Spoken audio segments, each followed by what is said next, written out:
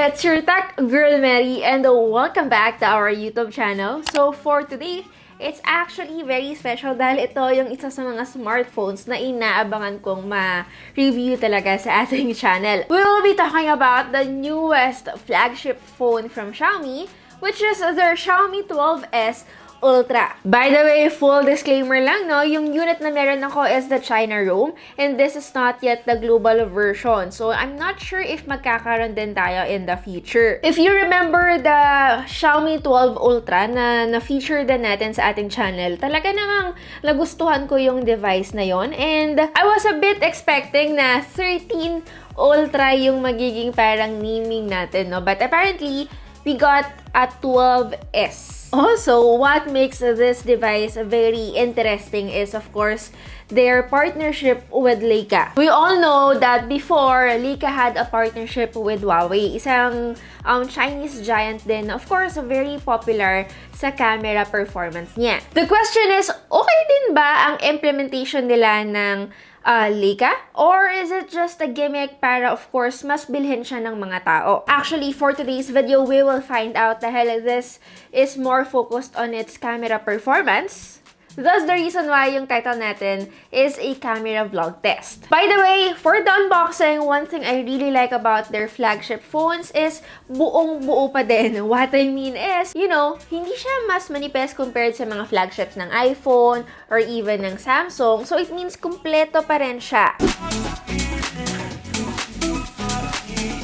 By the way, what I got is the 12 gig of RAM variant na merong 512 gig of internal storage. Actually, medyo may kamahalan yung bili ko dito kasi nga probably bagong labas lang din yung device. We got here the clear jelly case. Okay lang naman siya.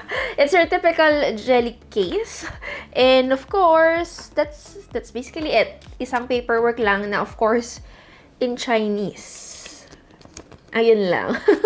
We got here the phone itself. Ito yung color black. I think meron din tong isa pang kulay. We also got the USB Type-C charging cable and it's USB Type-A yung kabilang dulo. I'm a bit surprised kasi most flagship phones, it's Type-C to Type-C. And of course, we got here yung ating 67-watt fast charging power brick. By the way, it's been a while since ako'y nag-set up ng Chinese ROM na smartphone. So, nung nakuha ko tong smartphone na to from the delivery, agad-agad ko siyang binuksan pero nahirapan ako ng konti when it comes to setting it up again. Hindi na nga ako masyadong sanay. Marami namang mga magagandang aspeto tong smartphone na to since it is a flagship device aside doon sa kanyang cameras. So, let me lay down muna yung mga specifications niya, lalo na sa mga hindi pa nakakaalam. And then, let's go straight on its cameras. This phone has a huge 6.73 inches display size na merong 1440 by 3200 pixels resolution. Actually, to be exact, it's LTPO2 AMOLED display na merong Dolby Vision and HDR10 Plus capability. Also, of course, it has the latest Qualcomm Snapdragon 8 Plus Gen 1. It also comes with the MIUI 13 based on Android 12 out of the box. And iba pang mga dapat nyong malaman is, of course, it has an IP68 dust and water resistant with stereo speakers and a 4,860 mAh of battery capacity. Again, the camera is the main selling point of this device. Kaya naman din, kung makikita nyo yung itsura pa lang niya, no, nangingibabaw talaga yung camera niya. Kung alam nyo yung Ryko GR3 Street Edition, kung nakita nyo na siya, medyo hawig niya itong smartphone na to. Actually, kung titignan natin yung kanyang sensor, yung 12S Ultra, mukhang hindi talaga siya nag-improve doon sa kanyang predecessor. Dahil nga yung ultra-wide and telephoto camera niya is the same, and only the main camera is replaced by the Sony IMX989 with a larger sensor, and the lens is upgraded to 8P with coating. So we got a total of 4 cameras here. May 50.3 megapixels main camera tayo, a 48 megapixels periscopic telephoto lens, a 48 megapixels ultra-wide lens, and a TOF 3D camera. Actually, once you open up the camera application, no, it's your typical flagship look ng kanyang pinaka-UI. Pero once you look closely, may bago sa kanya. We got two built-in Leica color modes. Meron tayong tinatawag na Leica Vibrant and the Leica Authentic. Para mas madali, yung Leica Vibrant guys is yung original color mixing style ng Xiaomi. Of course, na may konting Leica style. While the Leica Authentic mode is to restore the color science on Leica cameras as much as possible. So yes, para mas makita nyo or mas ma-appreciate nyo siya, lalo na yung 1-inch sensor ng ating phone, tinurned off natin yung AI and selected a Leica Vibrant mode for shooting. So totoo lang, wala akong Mi 11 Ultra para ma-compare natin if there is a huge difference. But basing it on my previous video, napansin ko na yung contrast natin is higher. Kaya rin naman medyo mas pure tignan yung mga photo quality natin is because the phone is again equipped with a Leica professional optical lens. Isa pa, hindi lang din photo quality yung napansin ko sa kanya but also the focusing. Though overall photo experience is really good compared doon sa kanyang predecessor. Mas mabilis na siyang mag-lock focus ngayon. And as someone who really likes taking photos din, ibang level din yung bokeh sharpness na meron itong smartphone na to. But again, for most people who uses social media, it somehow is still the same experience doon sa mga flagship Android devices na nahawakan ko na. Still not quite as optimized compared to Apple devices. Which is actually something really important na gusto kong sinasabi on my videos dahil most of the time, people really upload their photos in social media. Overall, if I were to describe guys photos taken by the Xiaomi 12S Ultra, I think it's more than okay for everyday use. It's just that when it comes to color quality, it's a bit more on the unnatural side since again, it's more saturated, lalong-lalo na outdoors. So, in terms of photography, for my first impressions, take note guys, this is just my first impressions since it hasn't been like over a month na meron ako nitong device na to. Is it just a hype? In all honesty, sana no, oo.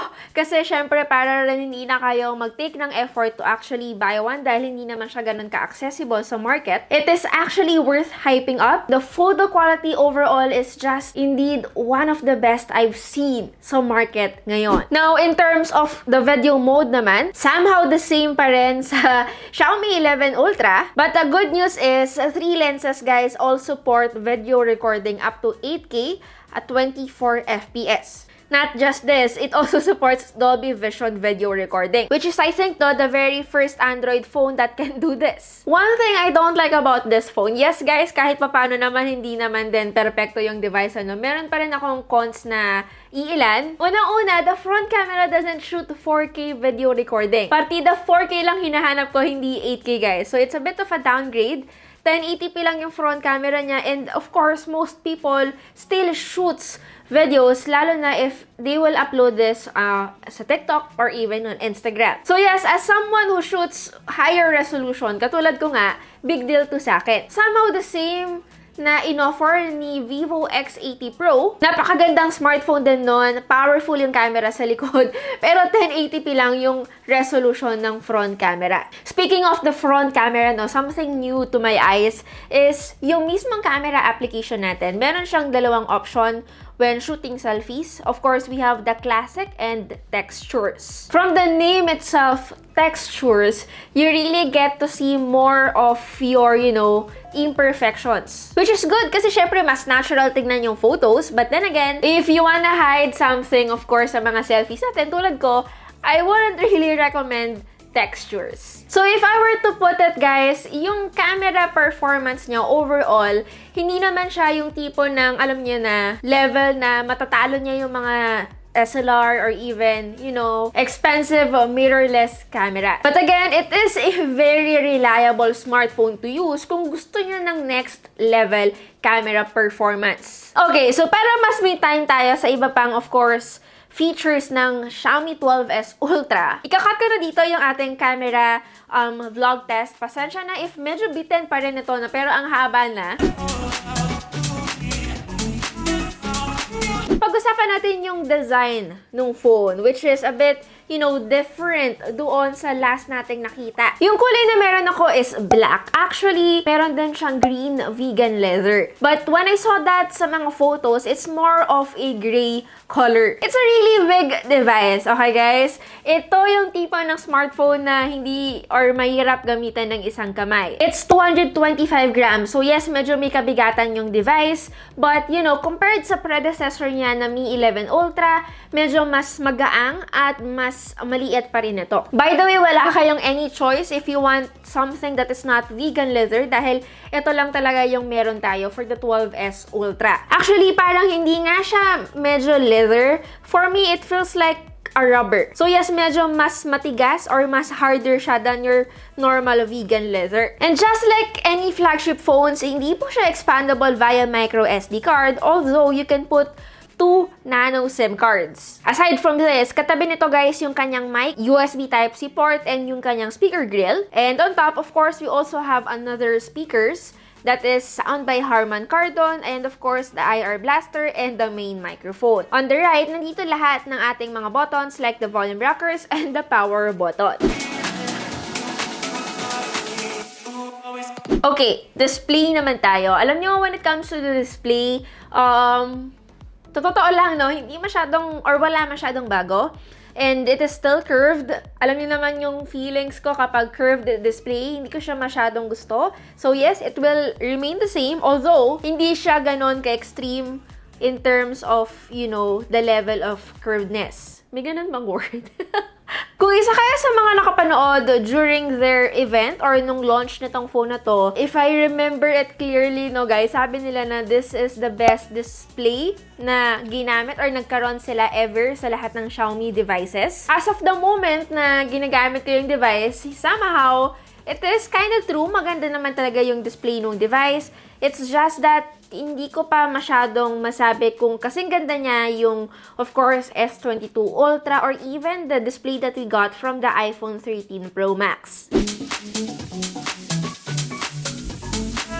Actually, yung unboxing natin, kung maaalala nyo, kanina lang naman yun, no? May power brick na tayo, no? Pero, weirdly, before, kung maaalala nyo, Xiaomi said that they will be environmentally friendly as well, and hindi na rin sila magsasama ng mga power brick. Pero again, a year later after they said that, ngayon, may power brick pa rin tayo. Speaking of this, 67-watt charger yung kasama sa kanya. Slightly smaller, guys, doon sa previous generation. As advertised, ang sabi, 41 minutes lang daw, mafu-full charge na natin yung device. Which is actually still fast naman, and I'm not that complaining kung ito ay bumaba ng konti. Again, charging speed doesn't really matter to me that much. It doesn't have to be 120 watts level. Basta may maganda tayong battery life, yun ang mas importante. Aside from this, may fast wireless charging din na capability yung device up to 50 watts and 10 watts of reverse wireless charging. But actually, minsan nasasayangan ako sa mga devices na may ganitong wireless charging capability, yung ganito kabilis, dahil wala akong should we say wireless charging or wireless charger na may ganito kabilis. Actually, may mabibili kayo sa market pero it can be very expensive, guys. Performance-wise, from the naming Snapdragon 8 Plus Gen 1 from the previous Snapdragon 888, there is no doubt, performance-wise, mas of course stronger yung meron tayo sa device na to. Which is why, tinest talaga namin guys yung Genshin Impact. Alam naman natin that, medyo nightmare ito sa mga Android devices dahil hindi lahat ng flagship phones kayang i-run to smoothly. May iilan na FPS drop tayo doon sa game, pero very little impact lang siya sa overall gaming experience namin. So yes, this phone can not just take photos, but it can also game pretty well. Siguro laking tulong din nung high refresh rate natin. Good thing, guys, meron tayong default mode and has a better option na pwedeng, i-lower down to 90Hz or even to 60Hz fix. By the way, sa mga curious pala, the 12S Ultra, I got it in the gray market for 69,999 pesos. Again, it's pretty pricey kasi nga medyo bago pa lang siya. As of now, ayoko munang magbigay ng verdict or, pros and cons. Dahil again, hindi pa naman dito tayo natatapos. So, Kayo guys, as of the moment, ano bang masasabi nyo for the Xiaomi 12S Ultra? Let me know in the comment section below. Again, it's your tech girl Mary and see you on our next video. Bye guys!